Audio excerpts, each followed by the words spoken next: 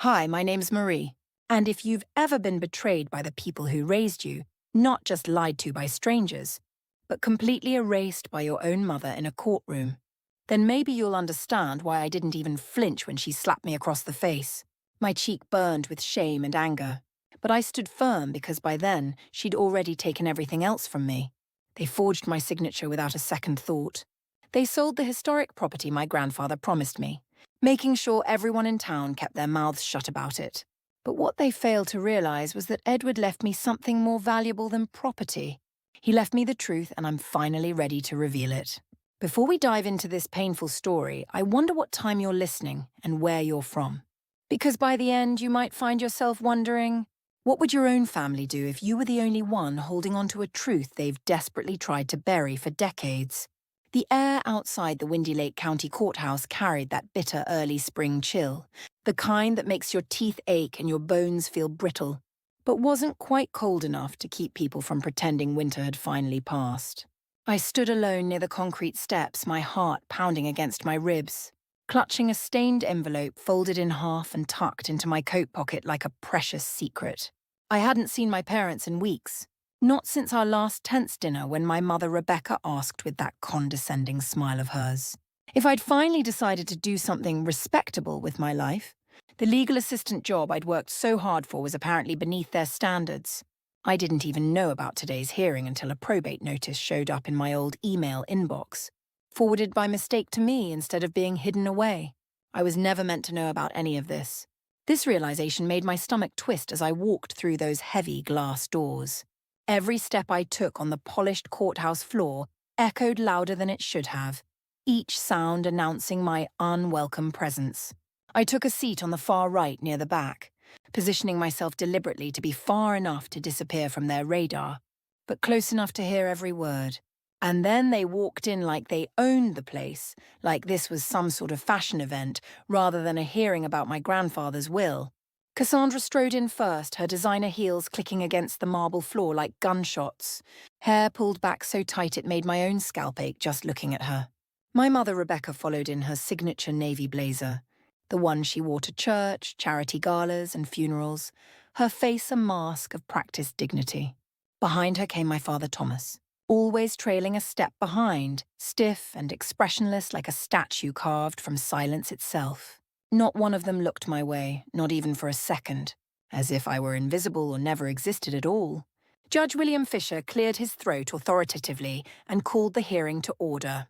He was exactly the kind of man you'd trust to settle a neighborhood dispute, measured in his words, quiet in his demeanor, probably the type who drank his coffee black with no sugar. When the will reading began, I expected nothing for myself. What I didn't expect was to hear my name at all. Not as a beneficiary, not even as a footnote, but simply as a witness. Then came the page that made my palms go ice cold. This document includes the signature of Marie Wilson as verification, the clerk announced with mechanical precision. I felt the blood drain from my face so quickly I thought I might faint. My hands trembled uncontrollably. I hadn't signed anything. Not a single document related to my grandfather's estate. The judge looked directly at me, his gaze penetrating. "Miss Wilson, is this your signature?" My voice faltered before I could form the words, my throat tight with anxiety. "No, Your Honor, it's not my signature." My mother let out a sharp, angry breath through her nose. "Oh, stop this nonsense," she snapped, her voice cutting through the courtroom. "I never signed that document," I insisted, finding my voice and speaking louder this time. The room shifted uncomfortably, a heavy silence falling over everyone present. I could feel the weight of strangers' stares on my skin as they held their breath, waiting for what would happen next. And then she did it. My mother's palm cracked across my cheek with such force that the sound echoed through the room. I heard shocked gasps ripple across the courtroom. My mother had just assaulted me right there in front of the judge, the lawyers, the clerk, and strangers who watched in horror like they were witnessing a scene from a television drama. "You don't get to ruin everything we've worked for." "Not now," she hissed, her eyes blazing with fury. My father stood up stiffly. "That's enough, Rebecca. You're embarrassing yourself in front of everyone." Cassandra leaned over with that perfect, glassy smile of hers and whispered with venom, "You always ruin everything with your pathetic need for attention." Even then, I couldn't respond. My throat closed up completely. The judge banged his gavel once and announced a brief recess. I rose slowly, my legs feeling like they might give way beneath me. My cheek throbbed painfully, but it wasn't just from the slap. It was everything behind that violent act. Years of being the daughter they never introduced at parties. The one expected to stay quiet at the dinner table. The one who always paid her rent early and brought her own folding chair to holiday gatherings, just in case there wasn't room for her. They had buried me in their minds long before this moment in court. I walked out without looking back, my dignity the only thing I had left to hold on to. Outside, the wind had picked up, colder and more biting now, matching the ice forming around my heart. I stuffed my trembling hands into my coat pocket and felt something cold and familiar. Metal small comforting, the old silver hair clip that Edward had given me on my 15th birthday. I hadn't worn it in years, but somehow couldn't bear to part with it. I gripped it tightly until my knuckles turned white, drawing strength from this small connection to him. I stood there, my cheek burning not from the physical slap, but from the humiliation and the painful truth that no one else seemed ready to acknowledge. The events after leaving the courtroom blurred together. I vaguely remember walking past pigeons clustered on the concrete steps, past a woman yelling angrily into her phone, past a little boy holding his father's hand while swinging a toy gavel, oblivious to my pain. By the time I made it to my modest third-floor walk-up apartment in the suburbs, the sky had dulled to that familiar grey Chicago hue that seemed to press down on everything, making the world feel even heavier than it already was. I dropped my bag on the floor with a thud, kicked off my shoes, and didn't even bother turning on the lights. The soft, persistent hum of the old refrigerator was the only sound greeting me in the emptiness. No calls, no texts, no apologies from anyone. I leaned against the kitchen counter for what felt like an eternity, my body physically aching from the emotional weight of the day. Finally, I dragged myself to the bathroom. In the harsh fluorescent light, I looked older somehow, exhausted in a way that no amount of sleep could possibly fix. My cheeks still showed a slight redness from my mother's hand, but it was the haunted look in my eyes that really stopped me. Not just pain, not even anger yet, but the deep, hollow ache of finally accepting that I never truly belonged in the place I had called family. I placed the silver hair clip carefully on the edge of the sink, studying it. The silver had dulled with time, but I could still clearly see the tiny number 12 engraved on the inside. Grandfather had once told me that was my lucky year, the summer when I'd done more helping around his property than any adult. I blinked, and suddenly I was transported back to his wide porch. I must have been 15 years old. We were sitting together on the old wooden swing that creaked like a tired dog with every movement. He had a paper napkin folded twice in his weathered hand. "I don't have much for girls your age," he'd said with unusual tenderness in his voice. "But I figured every young woman deserves something pretty now and then." Inside the carefully folded napkin was that very clip. Simple silver with smooth edges and a clasp that clicked into place with reassuring confidence. "Someday," he said, squinting out at the property he'd built from nothing, "they'll all forget what you've done around here, but not me. This says I remember." Then he looked at me with serious eyes that made my heart swell. "And when I'm gone, don't let them push you out, Marie. That house, it's yours. Not because you're the youngest, not because I pity you, but because you earned it. Every nail, every toolbox you held while I fixed that leaking roof, every pie you helped bake even when the crusts were terrible. You earned every square inch." It was the only time he'd ever spoken to me that way. Edward wasn't a sentimental man by nature, but he never broke a promise. A sharp knock at my door pulled me back to the present. I peeked cautiously through the peephole. Mr. Bennett, Edward's next-door neighbour for over 30 years. I opened the door slowly, my heart pounding. "Evening, Marie," he said with that familiar raspy voice that had always been kind to me. Didn't want to call. Figured I'd just come by in person. He held out a small tin of homemade cookies, the buttery aroma bringing tears to my eyes, along with a worn manila envelope. "Would you like to come in?" I asked, stepping aside. "I'll just stay a minute," he replied. But he eased into the chair like his tired bones had been waiting for that cushion all day long. He handed me the envelope with gentle care. "Your grandfather entrusted this to me 6 years ago. He said, when Marie needs the truth, you'll know it's time. I believe that time is now." I sat down across from him, the cookie tin unopened in my lap. My fingers trembled visibly as I pulled out the letter. It was dated just 6 weeks before he passed away. The handwriting was unmistakably his, bringing a lump to my throat. Those familiar curled letters, uneven lines but steady and deliberate. Marie, if this is in your hands, it means they did exactly what I was afraid they might do. I want you to know I changed my will. The house is yours. I filed it properly with my attorney. You'll find the paperwork under the drawer in the study where we kept the old property ledgers. They may try to say otherwise, but don't let them intimidate you. You earned this house. You stayed when others left. You showed up when it mattered. That counts for something in this world. Don't let their noise and manipulation drown out the truth, Edward. I swallowed hard against the emotion threatening to overwhelm me. Mr. Bennet watched me carefully, as if unsure whether he should speak or just let the powerful words hang in the air between us. Thank you, I managed to say softly. I didn't know I always hoped he saw how hard I tried to help. He did, Mr. Bennet nodded with certainty. He told me all the time. Called you the quiet backbone of the family. Said she held more weight than the rest of them combined. He patted his knees, then stood up with effort.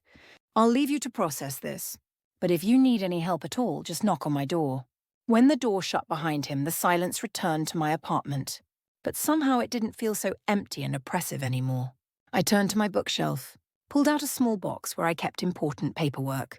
Tucked between old receipts and expired coupons was a Target return slip dated 6 months before Edward passed away. It had my full signature with my middle initial, Marie J. Wilson. The court document from this morning, however, said Marie T. Wilson. T for nothing. I've never used a T in my life, not once.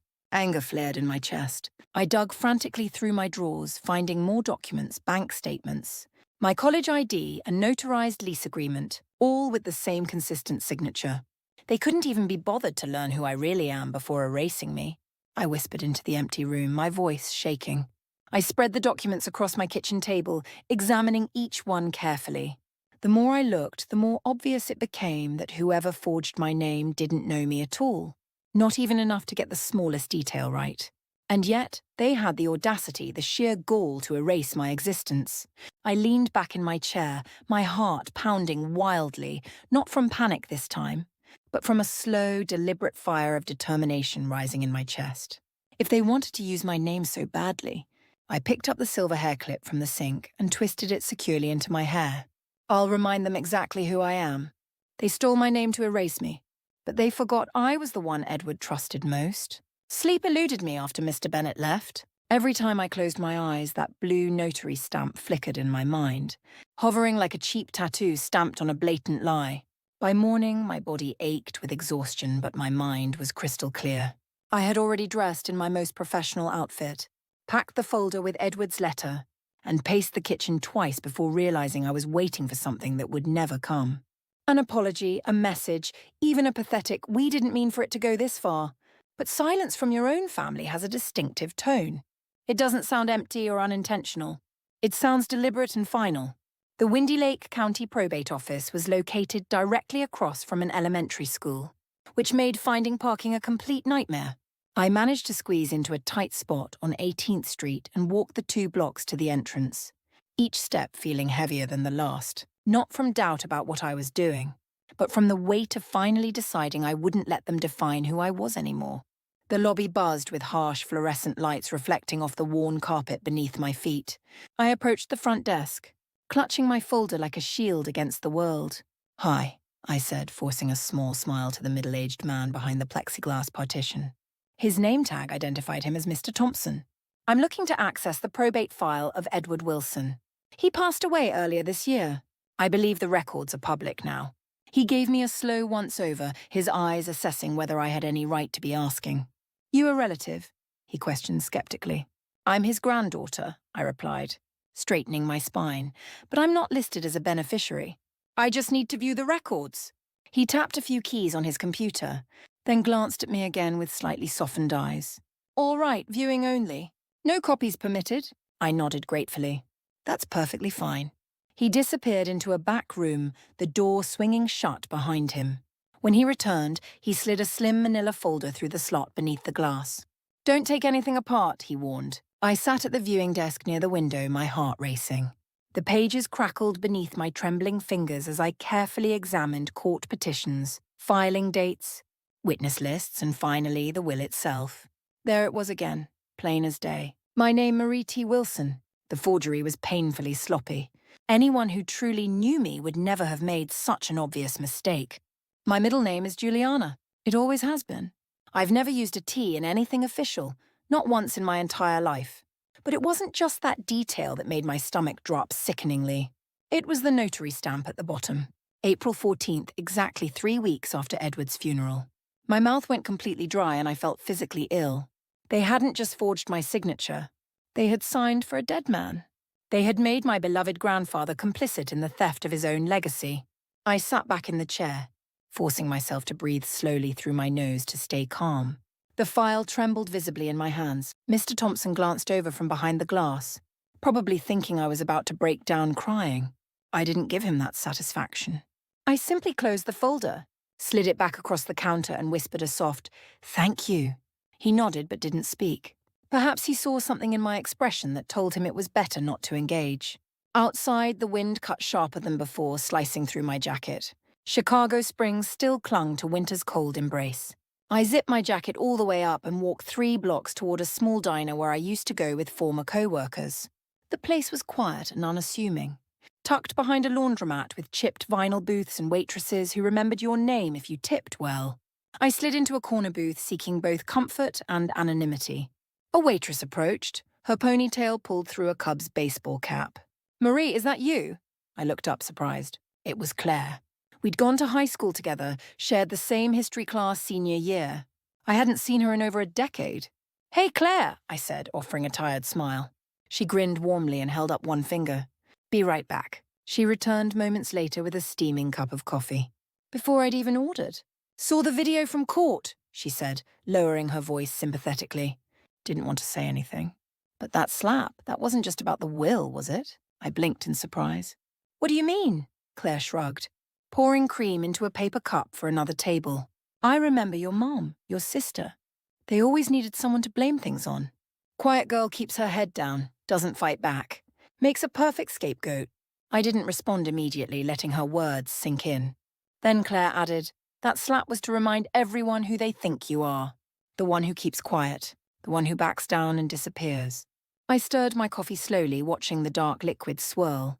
"Then it's time I remind them who I really am." She nodded with approval. "You still wear your hair clipped back just like before." I smiled faintly. "Not always, just recently. It helps me remember." We didn't talk much after that. I finished half a sandwich that I couldn't even taste and folded the receipt carefully as I slid out of the booth. "Wait!" Claire called from the counter. She jogged over and handed me my check wrapped in a folded paper napkin. Exactly the way Edward used to wrap things when he didn't have a proper gift box. Simple but thoughtful and intentional. I stared at it for a moment too long, feeling a surge of emotion. "Hope things work out for you," she said gently. I tucked the napkin into my jacket pocket, not because I needed it for practical reasons, but because some symbols don't belong to the past. They belong to the fight ahead. They erased his name, forged mine, and used their conspiracy of silence to cover their guilt, but I refused to remain silent any longer.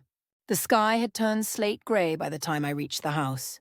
Streetlights flickered on one by one, casting long shadows across the driveway where I once rode my bike barefoot as a child, laughing without a care in the world. Now I stood at the base of the porch steps, not as a daughter coming home, but as someone coming to reclaim what had been stolen from me. I could see the warm glow from the living room window, silhouettes moving past like restless ghosts. My heart hammered against my ribs as I took the folded napkin from my pocket and tucked it securely into my coat. Then I knocked once, firm and clear, the sound echoing my determination. It didn't take long before the door swung open. My father stood there, jaw clenched tightly, eyes already narrowed as if he were expecting a solicitor or some other unwelcome intrusion. When he saw me, his lips thinned into a hard line. "You have nerve showing up here," he said coldly. I didn't flinch at his tone. "For years you've pretended I was invisible when it suited you. Now you pretend I don't exist when it threatens you," I replied, my voice steadier than I expected. He stepped aside just enough to make it clear I wasn't welcome, but he wasn't quite ready to slam the door in my face. Inside, Cassandra leaned against the archway with practiced casualness, arms folded across her chest, a glass of red wine held delicately in her perfectly manicured hand. Her nails were flawlessly done, her smile calculated and cold. "You should be grateful we didn't press charges," my father said flatly. I met his eyes directly. You should be worried I haven't, Cassandra scoffed dismissively. Oh, come on. You think throwing around threats makes you look strong? It just makes you look pathetic and desperate. I stepped further into the house, feeling a surge of confidence. No. Pathetic is forging a dead man's signature and filing it with the court like no one would notice. My father's expression remained rigid, but Cassandra's fingers visibly tensed around her wine glass. You've got nothing, she said too quickly. Whatever theory you've cooked up, no one's going to believe it. I don't deal in theories, I deal in facts, I said calmly. Metadata timestamps, probate records. A notary stamp dated exactly 17 days after grandfather's funeral. That hit the mark. Cassandra turned sharply toward my father, panic flashing in her eyes. He didn't look at her. Instead, he glanced nervously toward the front porch window, where a shadow shifted just behind the curtains. Mrs. Parker, their nosy neighbor, always tended her porch plants at this hour. Tonight, she was undoubtedly listening through the rhododendrons. I stepped deliberately into the middle of the living room. Everything was exactly as it used to be. The same throw blanket draped over the couch, the same coasters with the Wilson family monogram. But it didn't feel like home anymore. It felt like a crime scene. You used my name, I said, my voice even and controlled. You used his too. And you did it thinking no one would ever call you out on it. Cassandra opened her mouth to speak, but I cut her off.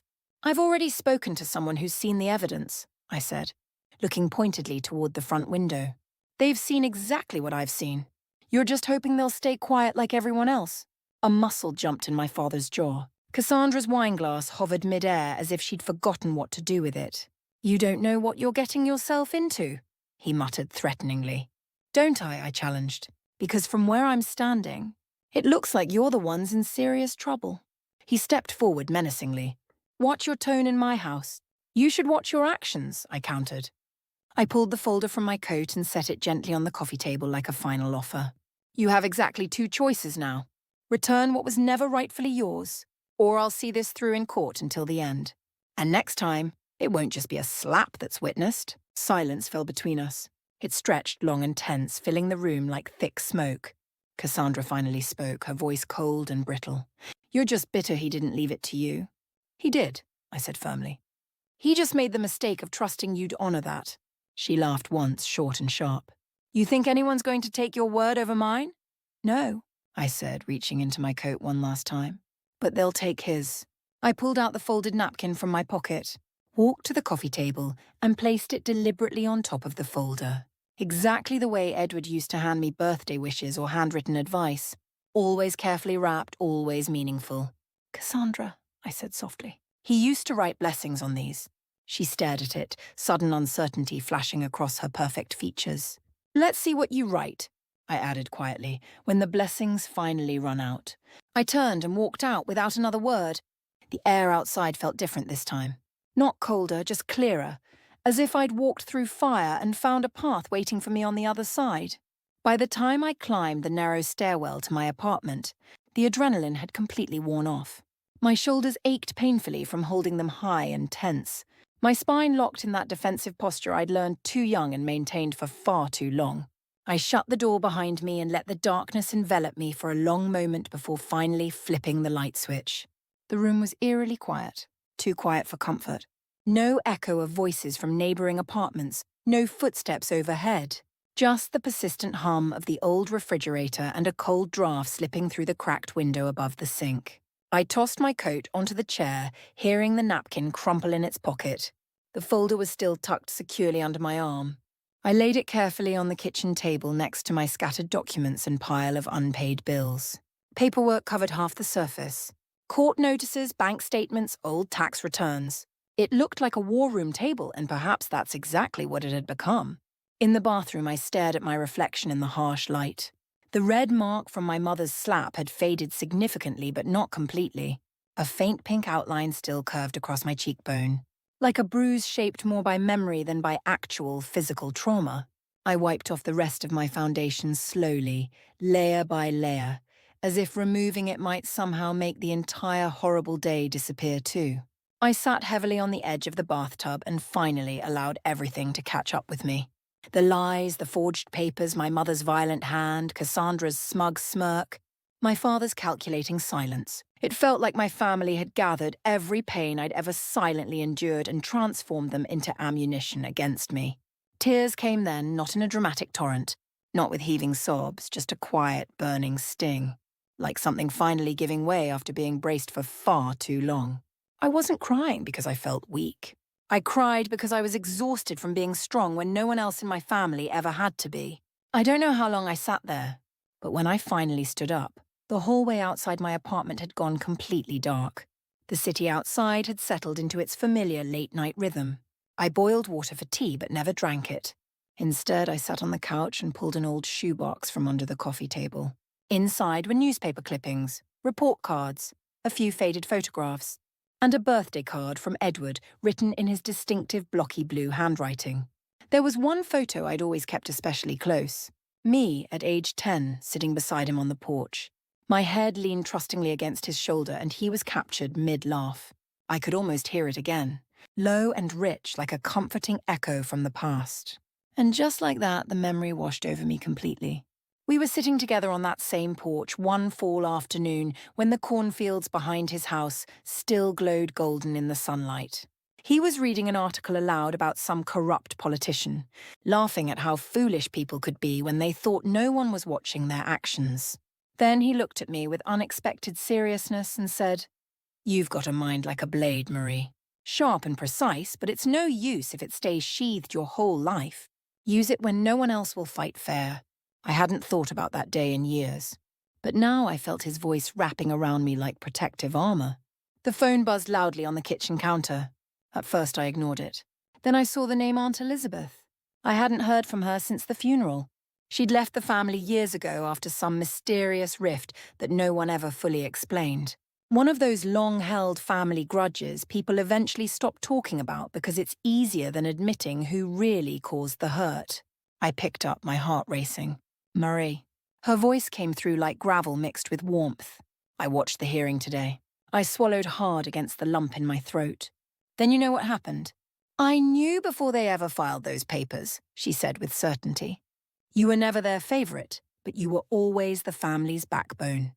I exhaled slowly, unsure whether I was feeling relief or heartbreak. "I inherited a drawer of Edward's things," she continued. "One your grandfather specifically didn't want them rifling through after he was gone.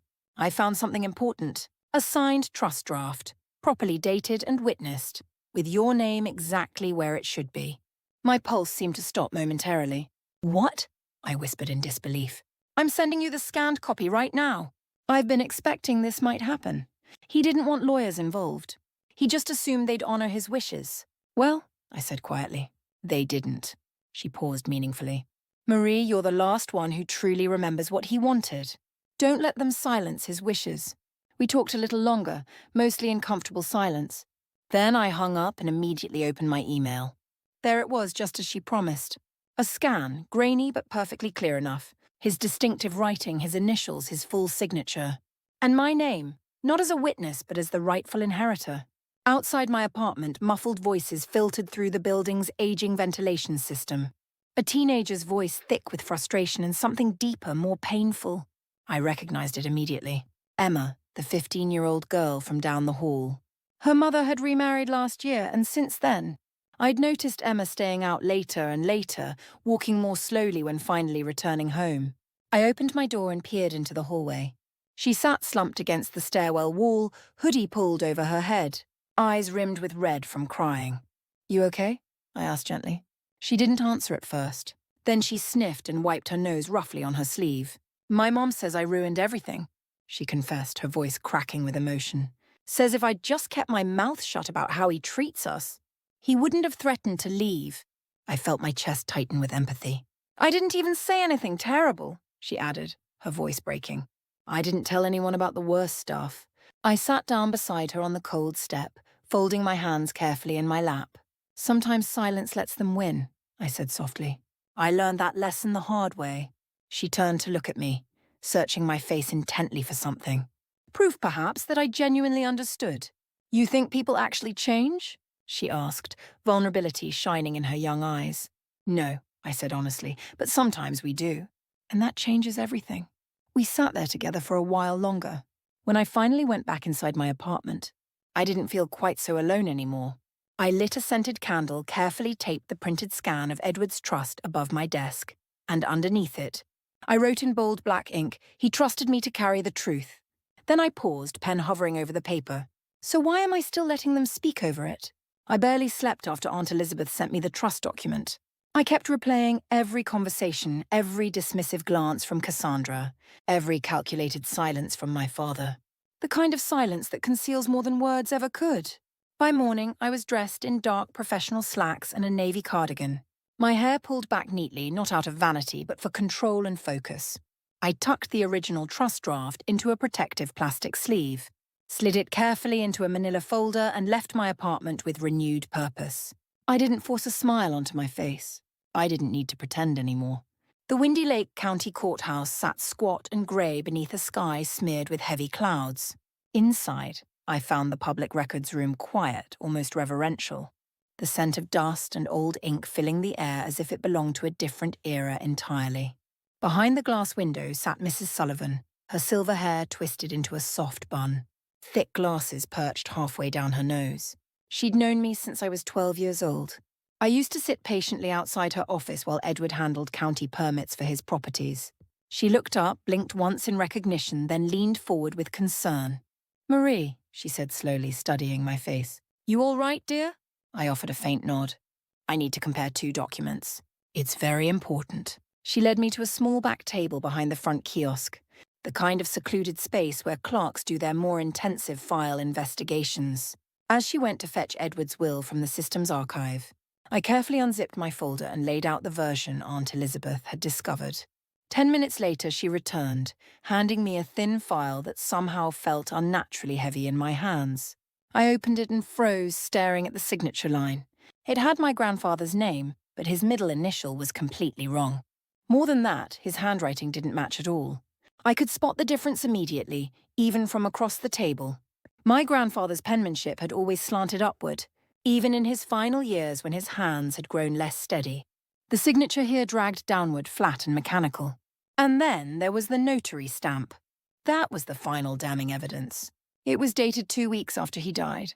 Mrs. Sullivan sucked in her breath sharply. Oh, Lord in heaven. She pulled the file closer, carefully checking the metadata printout. This was uploaded through the registrar's back channel, not the regular submission queue, she said quietly, her voice barely above a whisper. Which means someone inside the system helped them, I finished for her. Mrs. Sullivan looked at me. Really looked, with understanding and sympathy. If this gets out, your family won't be the only ones panicking. This kind of backdoor edit to official records doesn't just happen without help. I nodded once, my fingers curling tighter around the plastic sleeve containing the real trust. They forged his name, I said under my breath, rage building inside me. They erased his final wishes. And yours too, she added with quiet fury. Don't let them get away with this. I left the courthouse mid-morning, the persistent chill in the air doing little to clear the heavy weight pressing on my chest. By noon I was back home. I locked the door carefully, double-checked it, then placed both documents side by side on my kitchen table for comparison. That's when I heard it, the unmistakable sound of a key turning in my lock. I stood frozen in place. 1 second. 2. The door creaked open slowly and in stepped Cassandra. She didn't bother with a greeting, just dropped her designer tote bag on my entry bench and strode in like she owned the place. My stomach churned with anxiety and anger. She looked around disdainfully, her eyes narrowing when she spotted the scattered documents on my table. "You still living in this shoebox?" she asked with practiced contempt. "You still breaking into places that don't belong to you?" I countered, surprising myself with my directness. She walked to the table, then paused when she saw the documents laid out. "I'm here to save you from yourself," she announced coldly. "No," I said, standing my ground. "You're here because you're scared of what I've found." Cassandra crossed her arms defensively. "You really think anyone's going to believe some dusty draft from a disgruntled aunt? The court has already processed the official will." I stepped forward steadily, my voice calm but firm. "I've compared the metadata. I've spoken with Mrs. Sullivan. The notary stamp is dated after he died." Cassandra flinched. It was slight but unmistakable. Then she quickly recovered, smirking in a way that didn't reach her eyes. "You don't want to dig deeper into this, Marie.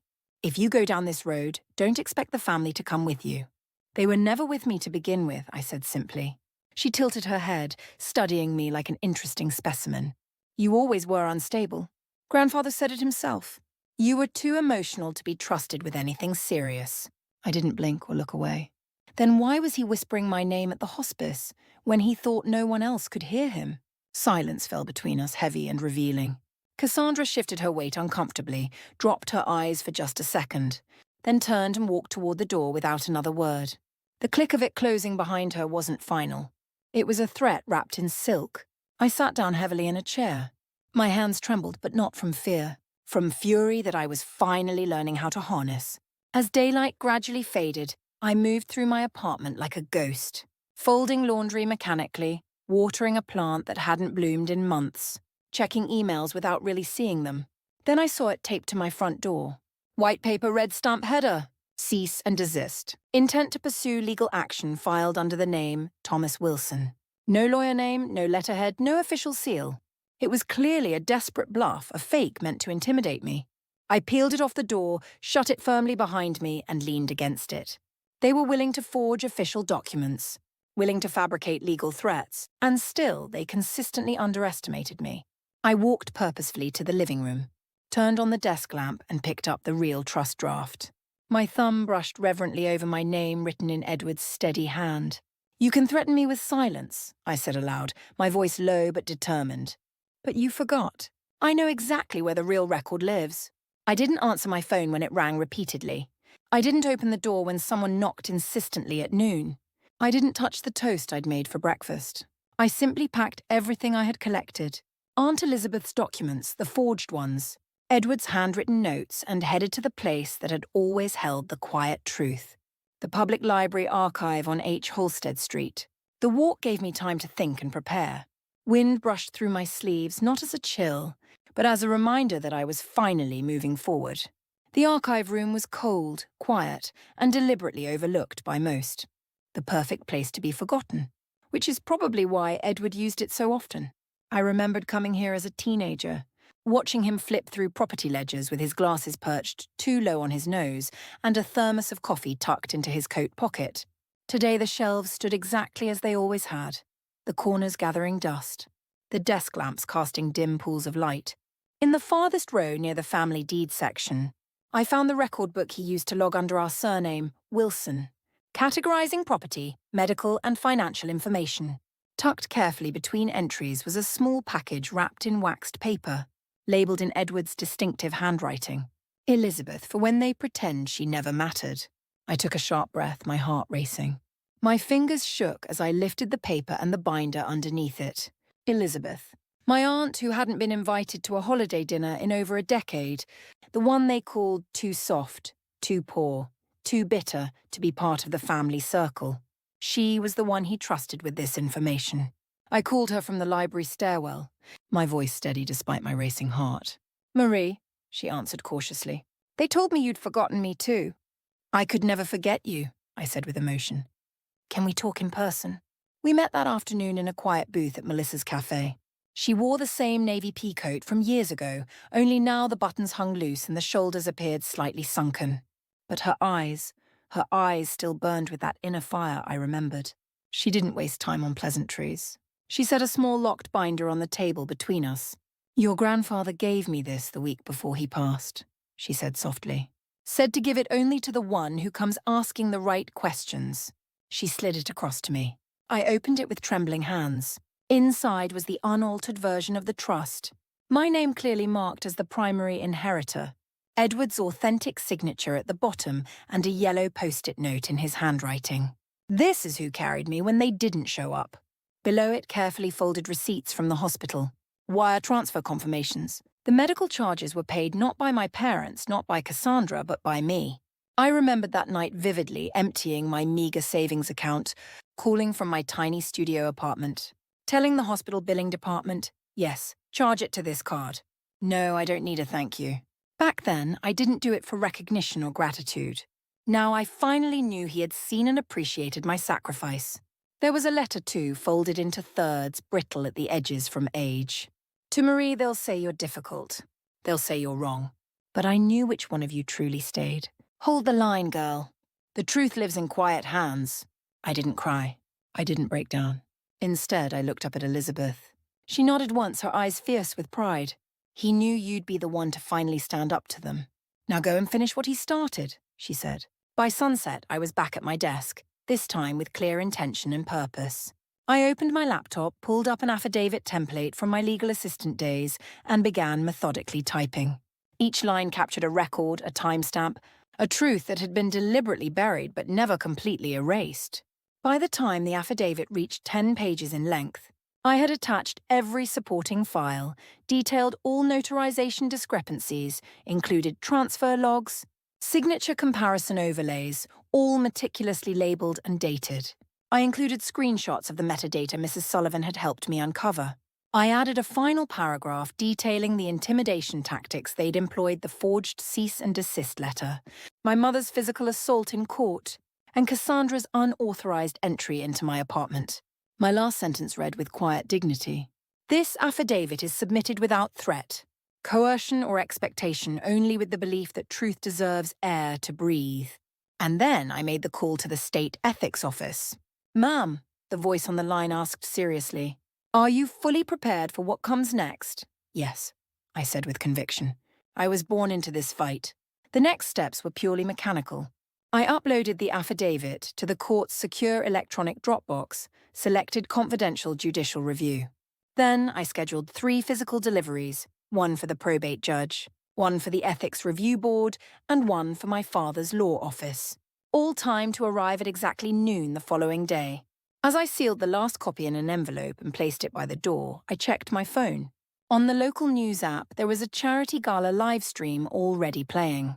Thomas and Cassandra arm in arm, smiling radiantly before a banner that read, "Foundation for Legacy Growth." They posed, laughed, waved to admirers. Photographers captured their every move. They looked like royalty, but royalty built on rot and deception never stands for long. I turned off the phone, walked to my kitchen, and poured a glass of water with steady hands. They could smile for the cameras tonight, but morning was coming, and I was bringing the harsh light of truth with me. The sun hadn't yet cleared the courthouse roof when I arrived, but the parking lot was already bustling with activity. Lawyers in pressed suits hurried up the steps, local reporters gathered in quiet clusters, and there was a low buzz of anticipation that didn't match the usual somber hush of probate proceedings. I walked in alone, without fanfare or entourage, just me and the sealed truth I'd already submitted 12 hours earlier. The real show had already begun behind the scenes. At exactly 8:00 a.m., Clark Monroe opened the sealed submission file in the court's document management system. The courtroom screen flickered once, then filled with my affidavit, time-stamped, watermarked, and backed by state encryption. Nothing dramatic announced its presence. It simply appeared, just as truth does when it's finally ready to speak. I didn't need to say a word. My file had already done all the necessary talking. Across the aisle, I caught Cassandra mid-conversation with her legal counsel, completely unaware of what was about to unfold. Thomas sat behind her, cool and collected as ever, sipping coffee as if it were just another ordinary Tuesday. Judge Diana Reynolds entered the courtroom with purpose in her step. Docket 1A, Wilson Estate Dispute. We've received an overnight affidavit with substantial attachments and a notarized statement from Ms. Marie Wilson. Cassandra froze instantly, the colour draining from her face like water circling a drain. Her attorney whispered something urgently, scrolled rapidly through a tablet, then paused in evident concern. "Your Honour, we object to the inclusion of—" "You're late with that objection," Judge Reynolds cut in firmly. "This was submitted under verified identity and proper oath. The content meets all preliminary evidence thresholds. Your objection is noted and overruled." Cassandra's mouth dropped open in shock. She turned in her seat, glaring at me with such venom it was as if I'd committed some ancient, unforgivable betrayal. I didn't flinch under her gaze. The judge continued with authority. "Effective immediately? This court is issuing a temporary freeze on all disbursements associated with the contested will of Edward Wilson. The court acknowledges the affidavit's inclusion of multiple serious inconsistencies, including metadata manipulation and financial coercion." Shocked gasps rose from the gallery behind us. A reporter from the Charleston Chronicles scribbled frantically into a notebook. Another clicked photos from the press row. Cassandra stood up abruptly. "This is nothing but a circus," she hissed, her composure cracking. You really believe some pathetic digital upload over actual family over me? Her lawyer tugged urgently at her sleeve. Sit down immediately, he warned. But she was beyond hearing. She always wanted to play the victim, Cassandra continued, her voice rising. She's doing this because grandfather never truly trusted her. Everyone knows she was nothing but a burden to him. Judge Reynolds didn't even blink. Counselor, if your client cannot remain composed, I will hold her in contempt of court. Thomas leaned forward now, whispering something in Cassandra's ear. She jerked away violently. Don't you dare pretend this isn't your mess too, she snapped. The carefully constructed facade wasn't just showing cracks. It was completely shattering. Then came the final devastating blow. Judge Reynolds peered down at Cassandra's legal team with piercing eyes. Can you confirm precisely how the most recent amended will submitted by your office was notarized? There was a pause, a painfully long one. Finally, a junior attorney, looking barely older than 26, cleared her throat nervously. It was emailed as a scanned copy, Your Honor. Was it witnessed in person as legally required? Judge Reynolds pressed. No answer came. The silence in the courtroom spoke volumes. I am ordering an immediate audit and full investigation. The judge ruled decisively. Until we can verify this will's legitimacy beyond any doubt, it will not govern any estate actions whatsoever. And just like that, the entire atmosphere in the courtroom shifted dramatically. Gasps turned into hurried whispers and scribbling pens. Some in the gallery actually smiled. Others murmured in disbelief. Cassandra looked as if she'd aged a decade in mere seconds. Then the judge turned to me. Ms. Wilson, would you like to make a statement for the record? I rose slowly, calm and composed. My knees weren't shaking. My voice wasn't trapped in my throat. I pulled the folded note from my coat. The one Edward had written, and Elizabeth had kept safe all this time. I opened it carefully and read aloud his words. If they ever silence you, speak here. The truth will know your voice. That was all I needed to say. I sat down again. My heart beat steadily. My breathing remained calm. The court clerk recorded the statement, and Judge Reynolds gave one final glance across the room before calling the session into recess. Cassandra didn't look back at me as she swept out of the courtroom. Thomas did. He looked like a man who had just realized, far too late, that he had bet everything on people's silence. But I wasn't the quiet, compliant daughter anymore. It had been 4 long weeks since that pivotal moment when the courtroom fell silent and their carefully constructed masks finally fell away. Since then, I hadn't heard a word from my mother Rebecca or Cassandra or even Thomas. The silence from that side of the family wasn't new to me, but this time it felt hollow rather than heavy with unspoken accusations. What I did receive was an official envelope from Attorney Hughes. Inside lay one crisp sheet bearing the final court ruling in black and white. The contested will is declared void. The previous trust is reinstated. Marie Wilson is named as sole beneficiary per original document. No fanfare accompanied it, no formal apology, no public confession of wrongdoing, just a printed legal judgment recognizing the truth. That same afternoon, a second envelope arrived, bearing no return address, no handwriting on the front, just a generic card tucked inside. A watercolor of mountain pines against a peaceful sky. Inside, in impersonal printed type, it read simply, "Sorry for everything." They never should have dragged you into this. No signature appeared at the bottom, but I didn't need one to recognize its source. It carried the faint scent of Thomas's cologne, sandalwood mixed with the silence he'd always hidden behind. I didn't cry. I didn't call him. Instead, I folded the card in half and placed it in the same tin box where Edward had once stored his checkbooks, next to the silver hair clip and Claire's diner napkin. Keepsakes from a quiet war that had cut deeper than anyone could see from the outside. Later that week, I returned to the old house. My house now legally and rightfully mine. The lock was still the same, sticking slightly just as it always had. The hallway light still flickered annoyingly if you didn't hit the switch just right. I hadn't set foot inside since the week Edward passed away. Dust embraced every corner, every surface. The air smelled of dry wood and lemon oil furniture polish, a scent uniquely his. It felt as though time had simply paused here, waiting patiently for someone brave enough to press play and continue the story. I wandered slowly into the kitchen, running my fingers along the counter I once sat under as a small child, hiding from Cassandra after she'd screamed about spilled paint or broken treasures. My foot bumped against something near the lower cabinet. When I crouched down to investigate, I found an object wedged in the dark space between the back panel and the wall. A thin envelope yellowed at the edges from age. No stamp, no date. Surprisingly, it wasn't addressed to me at all. The name written across the front in Edward's hand was Cassandra. I sat down right there on the kitchen floor, opened it gently with trembling hands. His handwriting was as sharp and familiar as ever, bringing tears to my eyes. "Cassandra," it began, "you always knew how to get what you wanted. I admired that quality in you. But I also worried because sometimes you use that gift to take, not to protect, especially from her. I wish you'd seen her as more than a shadow to step over. She's your sister. She always was. And if she ever comes back here, don't shut her out again. She was never invisible." "You just stopped looking." I carefully folded it back and stared up at the ceiling, processing what I'd just read. No tears came this time, just a quiet ache, the kind that didn't scream for attention but settled deep behind the ribs, becoming part of you. I left the house without taking anything except that letter. A final piece of the puzzle I hadn't known was missing. Outside, the sky hung low, soft and overcast. The kind of gentle spring weather that somehow reminded you that the world keeps turning, even when your family falls completely apart. I crossed the street to the neighbor's porch.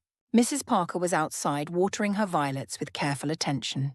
When she saw me, her eyes widened in recognition. "Marie Wilson," she said, my name sounding like both a question and a cherished memory. "You're the quiet one, the one he trusted most." I smiled genuinely. "I still am." She invited me inside her home. We sat together over strong black coffee and crumbly lemon bars that tasted of nostalgia. "He loved you deeply, you know," she said with the confidence of someone who had observed much. "He always said you listened when no one else bothered to hear him." Before I left, she disappeared into her hallway closet and returned with a dust-covered book wrapped in protective cloth. "He left this with me years ago. Told me specifically to give it to you someday when the time was right." I took it home and opened it carefully in my lap that night. Inside wasn't a novel or a photo album, but a journal. Not the kind where people write their darkest secrets, but the kind they use to remember important things. Lists of birthdays, scribbled grocery reminders, and halfway through the pages, a folded sketch. A little girl sitting cross-legged on a porch step, hair wild and untamed, mouth caught mid-laugh, the pencil lines faded but sure and deliberate. He had drawn me, captured not just my appearance, but something of my spirit. That night, I didn't sleep at all. I didn't need to rest. The following morning, I contacted a local non-profit legal aid centre. I signed over half the estate in Edward's name, specifically earmarked for women involved in contested inheritance cases just like mine. The rest I kept, not to live extravagantly, not for revenge. I kept the house not to dwell in the past, but to restore it room by room, not as a monument to grief, but as a quiet place where someone else might someday start over. I stood on the porch at dusk a few evenings later, watching the street breathe and live below me. And in the window's reflection, I didn't see the hurt girl from court or the daughter they had slapped and dismissed. I saw a woman who had outlived their attempts to silence her. I never received their genuine apology, but I got something infinitely more valuable. Proof that I was never the problem they had tried so hard to make me believe I was.